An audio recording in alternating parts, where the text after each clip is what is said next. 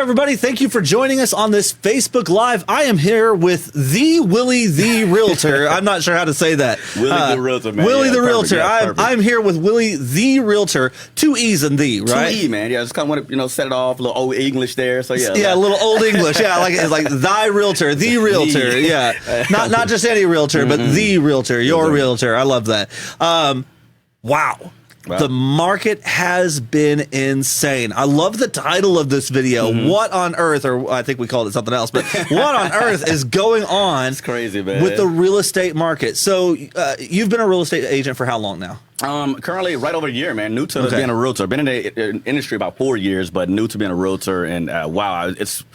What a time to join. What a time to join, right. What a time to join, for sure. Learned so much in a year span. And once again, I'm grateful to be on the show. Thank you for having me as Absolutely. well. I'm thrilled to have somebody with such expertise here and to share. So when we talk about the real estate market, right, it's popular in the news. I actually watched a bit yesterday that was all about real estate. Here's what's going on with real estate. Here's what's going on with real estate. Here's what's going on with lumber prices. Here's how that affects what's going on with new home builds and all of that. But it's nice to have somebody who's actually in the trenches, not some news reporter behind a desk, who's reading from a teleprompter.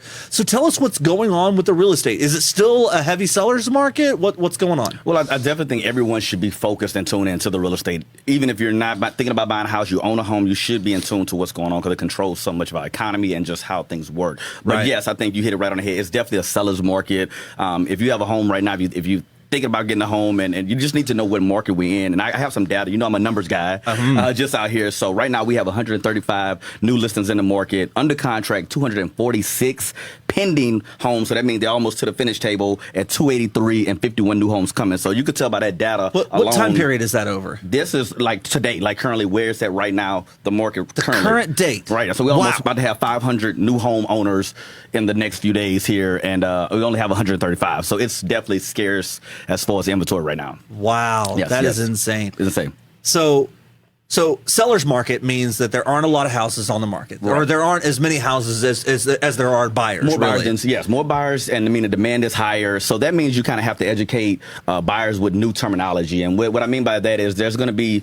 You have to be more creative with your strategies and offers because every home that you like, you probably have maybe 20 or 30 other families that like that same home. Right. So you got to understand there are going to be more leasebacks, which are basically you may close on your home, but they may need time to find them a new home. So they may need to stay an extra 2 weeks, an extra month. So you have to explain to your buyer, hey, are you willing to close on a home but wait a month to move into it? Things as far as so a leaseback. So the seller puts the home on the market, sells it instantly, right? Day 3 on the market. 50 offers, whatever it is, whatever insane number it is. And then they say, well, yeah, we sold the home so quickly, we need extra time to be in the house. And so that's called a leaseback. And they actually pay the buyer for that right usually. Or maybe it's a free leaseback, I suppose, depending on the situation. Free leaseback, a lot of times that could win you an offer because some buyers just like, I just don't want to do that. When I close, I want that house. So if your contract is offering a leaseback or you agree to their leaseback terms, should I say, they'll select you because that's what they need. And you have to understand, just as hard it is for you to find a home, they're going to face the same challenges unless they're going out of state or, job promotion takes them elsewhere. Or unless they've already got one under contract, they were just waiting to sell the house. Exactly. So a lot of times it can, but you have to explain that to your buyers going in that we may have to have a lease back. We may be paying over asking price. So you have that's to have the one everybody's hearing all just 20,000, 30,000, 40,000 over list price, which means if the seller's putting the house on the market at 300,000, you may be coming out of pocket $330,000 just to win the bid. Right. That is exactly what's going on. I think a lot of buyers need to understand that the importance of, when you offer over, that's great, to win it. But if this house doesn't appraise, you have to be ready to come up with that out of pocket. And that's the biggest thing. So if this house appraises, let's say for $315,000, you have to have $15,000 ready to go to close on that home. And a lot of buyers, I don't think somewhat are not in that situation to do that. So, offering over to win is great, but just make sure you talk to your agent or you talk to me and you understand where you're putting yourself at because the main thing is making sure you're protected and you understand what you're actually putting on paper there. Which really leads us to the next big new phrase in here, which is the appraisal waiver. Yes. So tell us a little bit about an appraisal waiver, what the different options are on that appraisal waiver, and how that could potentially affect the buyer if they're going over list, or maybe they're not even going over list. Maybe it just comes in under what they offered for the home. Right. With the appraisal waiver, once you offer that with your contract, it makes you look more confident that you know what's going on. So basically, you're letting your seller know, hey, we don't care if it doesn't appraise. We still good. And that's pretty much what you're doing. You're saying that this is my home. This is my dream home. You get it to me for this price, and if it doesn't appraise, we're just going to overpay over market value, and that's really what it does. It waves past the appraisal, and when you don't submit one with that, let's say with an FHA loan that needs that type of, has to appraise, they're going to just probably pass up your offer and go to that one that does have it because they see more confidence that this person can get to closing in 30 days. So, and the whole problem here is that the banks won't lend you more money than what the house is worth. For sure, definitely. So if you're putting an offer in on a $450,000 house or $200,000 house, it doesn't really matter.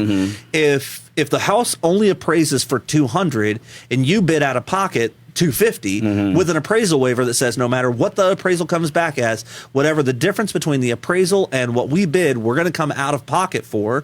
I bet a lot of times that requires proof of funds and stuff like that to prove that you can actually put your money where your mouth is. Exactly. So if that comes back, they've got to have whatever that money is in order to be able to close. Yes, sir. Plus the down payment, right? Because you can't borrow 100%. Right. You got to borrow 97% at the best, pretty much, unless it's VA. I guess VA you can do 100%. So appraisal waiver says that, hey, I'm going to come out of pocket whatever it is, no matter if it's. Can you put a cap on that? Can you say up to $50,000 over appraisal? Yeah, you can say what you're going to pay and sort. And if they, the seller still has to agree to the terms before they sign off on everything. But yeah, you can't put a cap of it's only so much and this is what I'm going to put on. But gotcha. So if you put an offer if you put $500,000 down on an offer and it only appraised for $300, you could protect yourself from being out that $200 grand. Right. Yeah, it's got to be some limit. Yeah, there's got to be a limit to it. And once again, that's what's making it so hard for first-time home buyers because now you have out of state having these have sold their homes out of state. They have the cash available. Cash is king. We all know this in this market. Cash is king, and that's what's making it very hard for first-time home buyers. And I don't want my first-time home buyers to discourage them, but just keep fighting. And it's a process now because this is the market that we're in. And like I said, I do have some tips that I want to give some of the buyers today too, the things you can do to maybe help you win and look a little better in your offers as well. Which I think is what all of these are about. What I hear is leaseback. I hear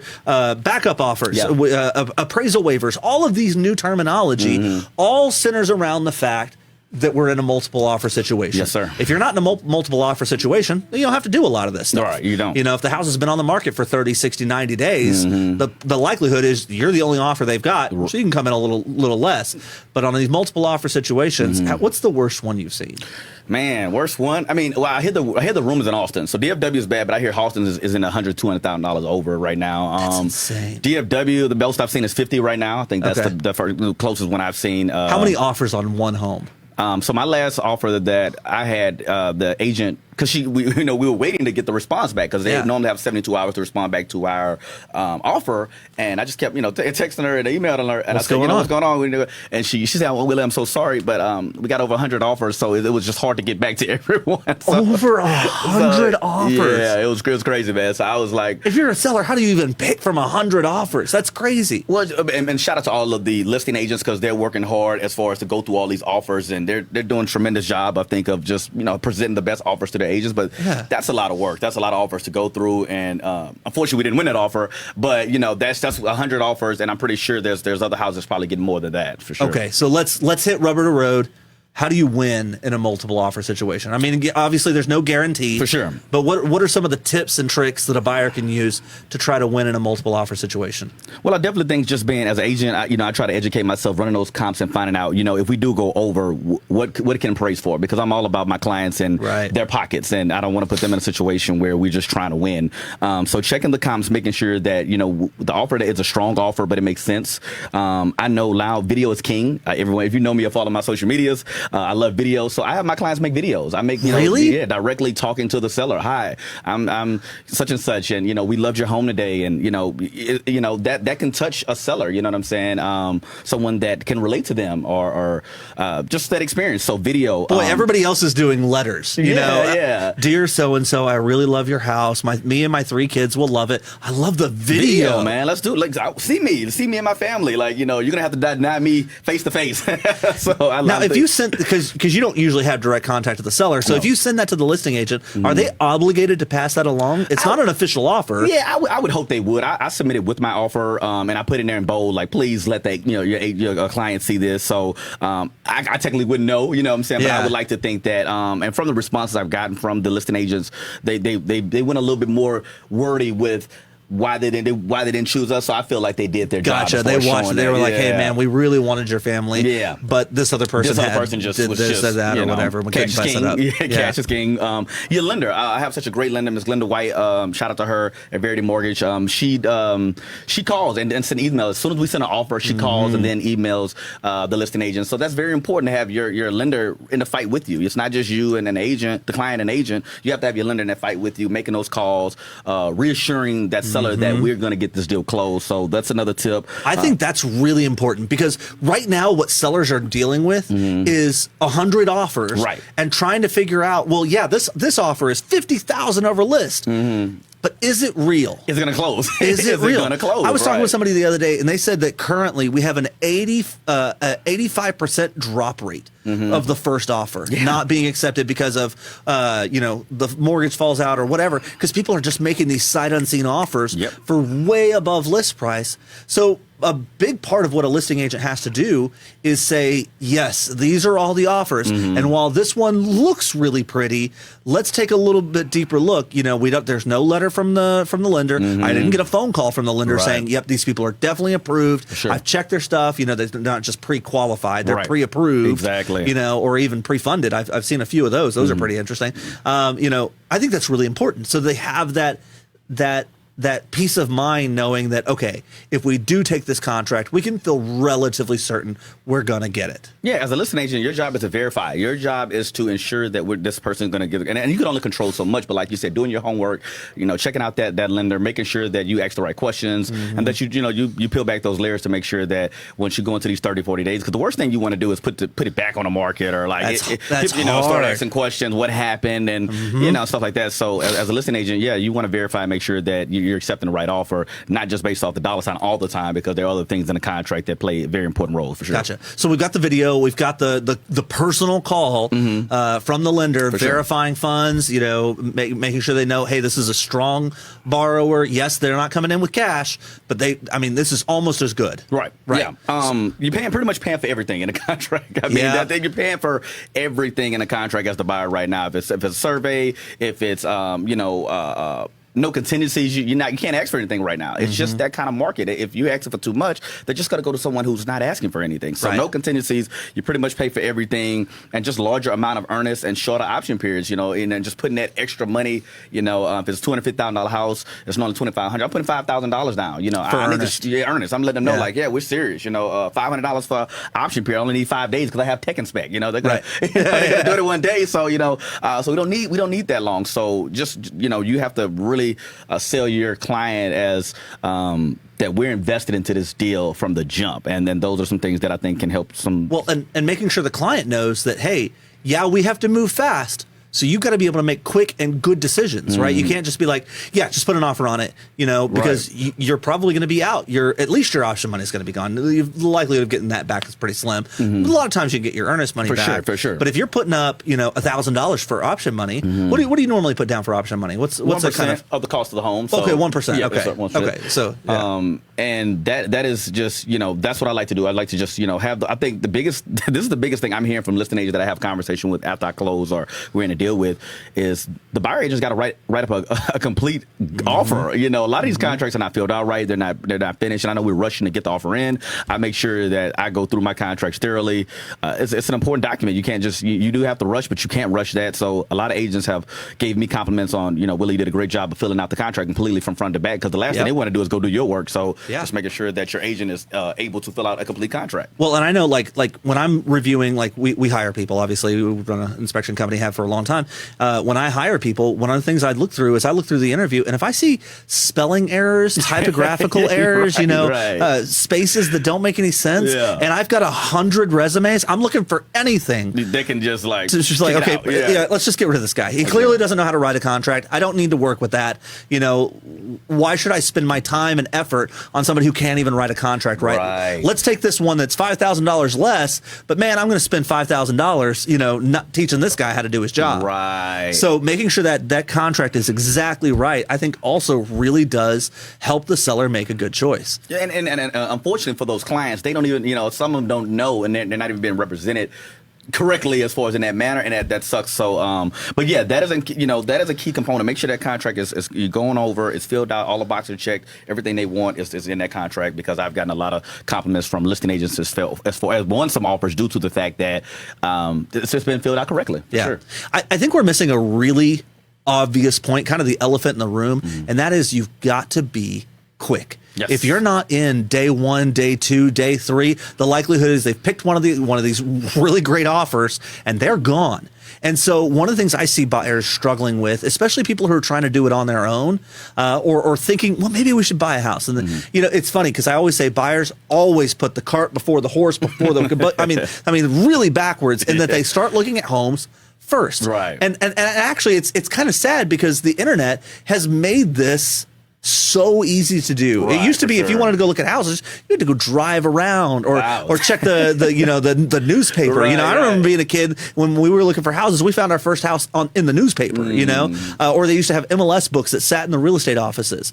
So the real estate industry has been drastically changed by the internet, and especially places like Zillow.com, Realtor.com, all of those places. But they have a major drawback, and that is time. Can you talk a little bit about that and how a buyer can help avoid that? For sure, and I think you're absolutely right. I mean, those are great websites. Don't get me wrong. I mean, I even visit them sometimes just to peek my head in there. Yeah. Great websites, but in this type of market, you need the most updated, current status on these homes. Because, I mean, out of 5 homes on Zillow, 3.5 may be already sold, up to 4.5. So you're spending time, sending pictures to your group message to your family. Do y'all like this one? And this, and you're doing all these things about this home that's already off the market. So, working with myself or working with an agent that can give you the most accurate, updated list, the most homes that are hitting the market day by day. I have a lot of clients that I'm working with, a lot of buyers I'm working with that they get emails every morning from me that are vetted out, that are exactly what they're looking for. It comes directly to the email or text messages. And that's what, so I'm pushing people to go to my website, like log in. I'm gonna get your information, and the good thing about it is you now have conversation with me via email. So if you're not ready, that's fine, but you could just start asking those questions. You have a direct line to talk to me and ask those questions you want to ask about, maybe that will lead them down the right road with connecting them with the lender, or maybe some credit resolution problems and stuff like that. So I definitely push people to go to my website. I'm gonna go ahead and speak on that. Hit that website. No, williemccray.jphomesforsale.com. You go there, guys. It's the most updated list you're gonna get in DFW. So, go in there, do a search, customize it, and then you'll have access to me where you can ask any questions you want, talk to me at any time. And I look forward to seeing you on the inside of the website. That'll be cool. Well, here's the other thing that I have a problem with. And again, this is not a beef against Zillow or Realtor.com. Please don't sue me. Yeah. I can't fight you. No beef. Here's the other thing that I don't like is the filters aren't good enough.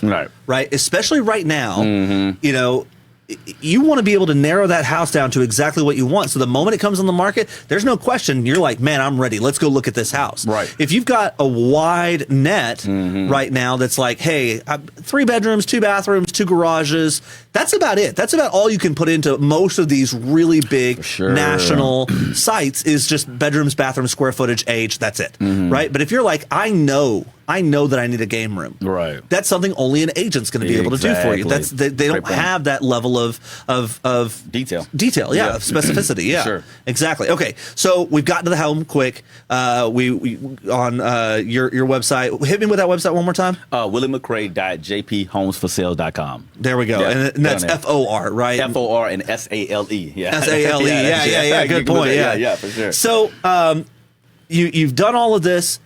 but man, you're just striking out again and again and again. Maybe your credit's a little bit weaker, right? Maybe you're trying to go VA, right, which is difficult in this range.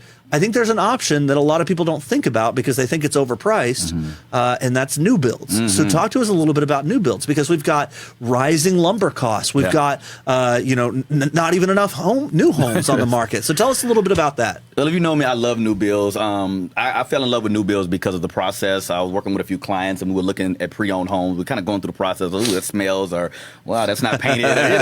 Wow, they're not just going to fix this door. So after going through that, I had my first experience working with a client, and we went through the new build process, and it was with D.H. Horton. I'll go ahead and shout D.H. Horton, and it was just such a phenomenal, just experience for my client to be able to, pick their home out, and didn't have multiple offers at the time. And this is a little bit last year, so we haven't got right now. But I'll just tell you why I got into them, and the process of seeing their home built from ground up. It's just such an amazing process for a client and an experience from a realtor's perspective to be able to be there, catch that on video. It's such a personal experience that I really, really love. So I love new builds. But now, current time, where we are now, you're absolutely right. Once the demand got so small for homes, everyone ran to new builds. So now the new build communities can't keep up. The lumber prices and all the supplies are going up. So a lot of these clients that went under contract like December, November last year, they're like 3, 4, 5 months behind just trying to get closed, let alone taking on new builds. So it's really tough with the new builds. Prices are going up, so of course the homes are going to increase.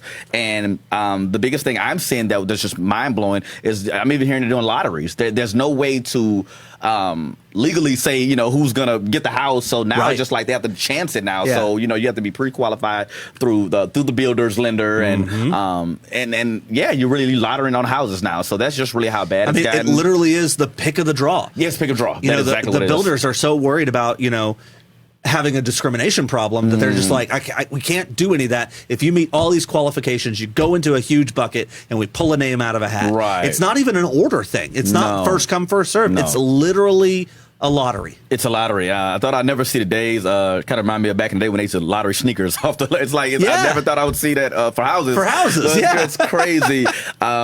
Great time to be a new build sales agent. It is. But they've got their problems too, because lumber has doubled, tripled in price in some cases, and the vast majority of the lumber that's doing that is construction grade lumber. That's what's going up so much. And it's just the clients are just going to be paid for it. It's just going to keep increasing their price. I will say this.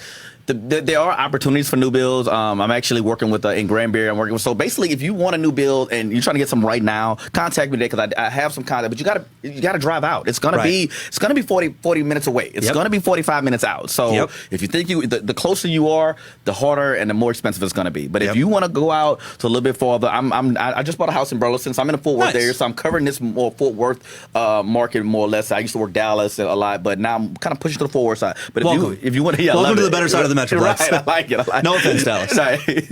But if you want a new build and you want to, more bang for your buck, more lot, there are things on the outskirts, and I can help you with that, help you find that. But yes, it's very tough right now in the new build. Well, and a lot of people are now working from home. Yeah. And a lot of the people who move to working from home are going to stay working from home. COVID really changed our whole way of life. All of it. So if you're now working from home, no problem living in Granbury. That's another. You only have to drive to the Metroplex when you go see the grandparents or whatever. Exactly. It's not that big of a deal.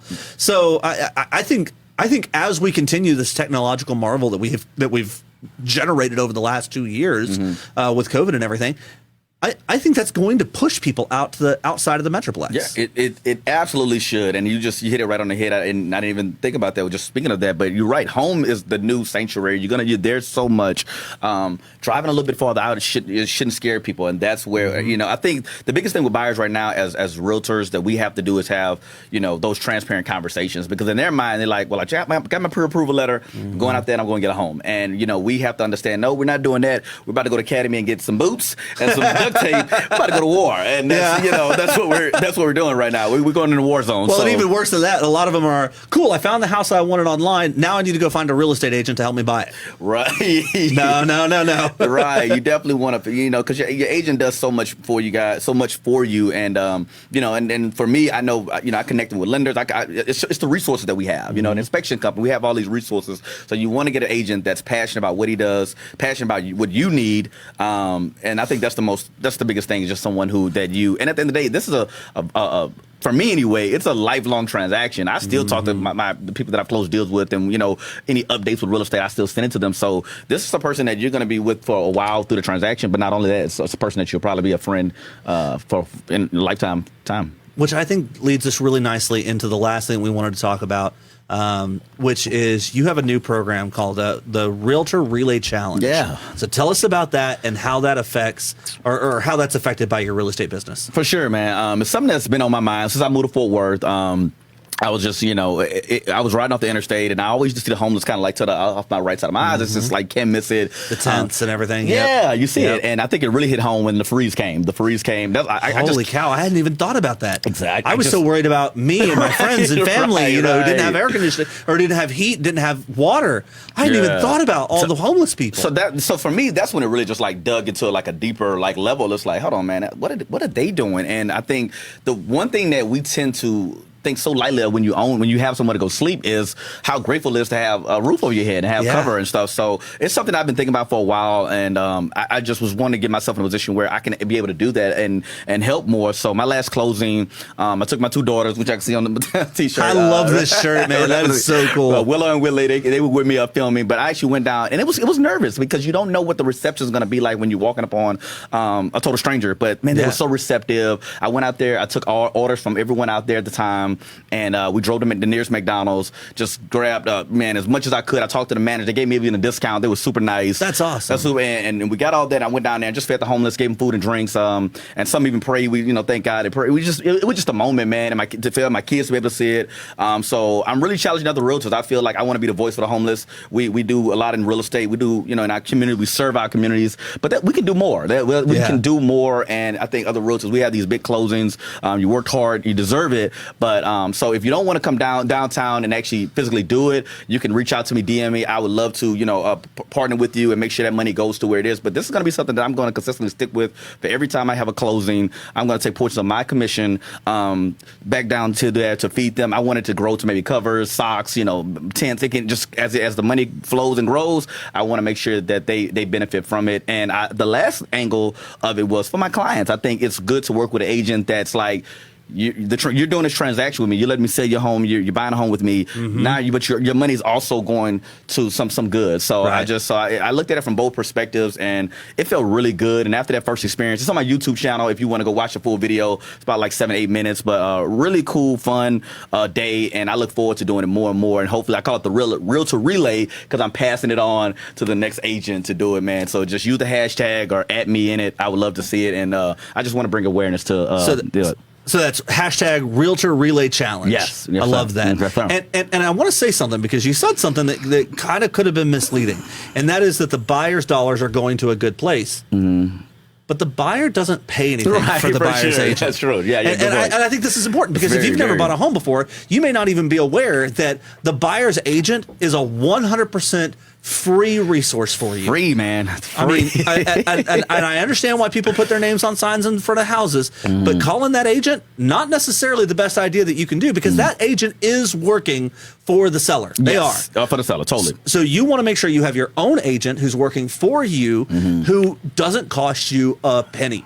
So if you're buying a home, look, I've always said, selling a home without a real estate agent is a really bad idea. Buying a home without a real estate agent is downright stupid. Oh, yeah. Because it doesn't cost you anything. It doesn't cost you anything. And you can know that when you buy a home with Willie, the realtor, with two E's, Willie, the realtor, with two E's. Yes, sir. Two E's on the, by the way, not on Willie. That'd be weird.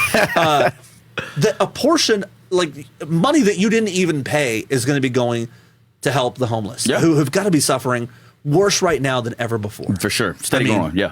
Jobs are hard to get. I mean, it's a rough world for people. And, it is. People who owned a home 5 years ago and lost their job or whatever, or lost their job during coronavirus, had to sell their home, are kind of out of luck because they missed this huge increase in house prices. Exactly. And so a lot of people who were homeowners a year ago can't be homeowners now. For sure. And I think that's really rough. And of course, the rental market, the apartment complex. I mean, you can barely rent an apartment for less than $1,400 a month. Right. It's insane. And that's why I say we have to start the conversation. We have to start the education. We have to do more videos. We just put it out there, and that's what I'm. That is my passion to do that, because, like you said, the average person is renting at $1,300-$1,400 a month. And you set yourself up. You start planning right. You do the right steps that's taken. You can be a homeowner this year, next 2 years. Let's just start. It's all about starting. Well, and as a point of reference, and I probably shouldn't say this, but as a point of reference, my mortgage is $1,700 a month. Let's do it. Let's do mortgage talk. Mine is $1,540. That's great. I mean, that's awesome. Right. Yeah, we do. I mean, there's so many people in this metroplex who are paying $1,700 a month for a 2-bedroom, 3-bedroom apartment. At best. Right.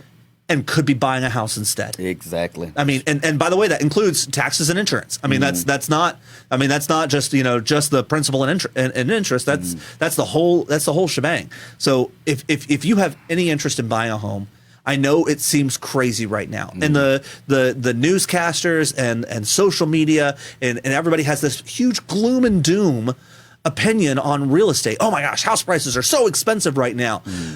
But there's a big key factor on the other side, and that's that interest rates have never been lower. For sure. Never, ever in the history of the United States have interest rates been lower than they are right now. And that gives you a lot of buying power. People who could have only bought a $200,000 house or a $150,000 house, 2 years ago, 3 years ago, can now buy $250,000, $300,000. Yes. And so when you hear people saying, "Oh my gosh, you can't even buy a house for less than $200,000," which you can, but there aren't a lot of them. Not a lot. Right. You can. You may not realize your buying power is in that range now, and so definitely hook up with Willie. Find out what's going on. Now, you are really hard to get a hold of, I know, because you're on Instagram and Facebook and TikTok. You're on TikTok, right? Yeah, I just started TikTok. Yeah, just started TikTok. That's awesome. Yeah. So what's the hashtag? What's the @ symbol? How do people get a hold of you? Definitely. I mean, all my social medias, I'm very loose and open, very free. So you can feel free to reach out to me. Facebook is just Willie McCray. Instagram is Willie _, so Willie WILIE THEE _Realtor. My TikTok is the exact same. And what is the other one I'm on? YouTube. That's what I'm trying to build. I'm excited about my YouTube channel. I'm trying to put a little bit more time and energy into that. So Willie the Realtor on there as well. Follow me on all that stuff, because sometimes I just drop different stuff on different platforms, but I'm all about educating. I'm passionate what I'm doing. And I think the biggest thing is I just love people. I love I just passion for people, passion for serving people, and I just happen to be able to get paid for what I do, so it just all works out, man. There's a reason there are so many buyers out there right now. So if you're thinking about buying, certainly if you're thinking about selling, right? Holy cow! If you're thinking about selling, I mean, you're probably not going to find a better opportunity to do it than right now. Right now, give me a call today. I'll be at the house tonight, tomorrow. We'll get it listed. But yeah, like sellers right now, that's where a lot of my focus is going on, the sellers, because just like we may know stuff, they may not know what the market's doing. They may not know that they can get $20,000, $30,000 over the asking price for their home. So I'm here to educate my sellers, get the thing listed, market it like I love doing, and also finding your agent that's passionate about getting you into your next home, not just selling the one you're in. Yeah, absolutely. And making sure that you're marketing that house really, really well with a real estate agent, because again, I think it's really stupid to sell a home without a real estate agent. I think I was pretty clear about that. But people think, oh man, the market's so hot right now, I could do it. Right. But here's the problem: you're going to get less for your home because there are going to be fewer people looking at your home if you're not marketing with you'll way more than make up the commissions just by selling it with a real estate agent, by selling it for more. Willie, anything else we want to talk about while we've got this time together? Man, I just want to say, this is a great experience, guys. I love being here with Jonathan. He's so awesome. But I want everyone to know that it's a great partnership. This is who I use for my inspection company. They have done multiple inspections with my clients, and what I love about them is we had a new build that wasn't quite ready yet, and but they came out. We set the appointment; it wasn't ready. Jonathan and his great team here at Inspec Tech came out for free for my client and redid it so we can close. So I just want to say thank you guys from passion for me and my client. But I use these guys as a partnership, and like I said, I love being here, man.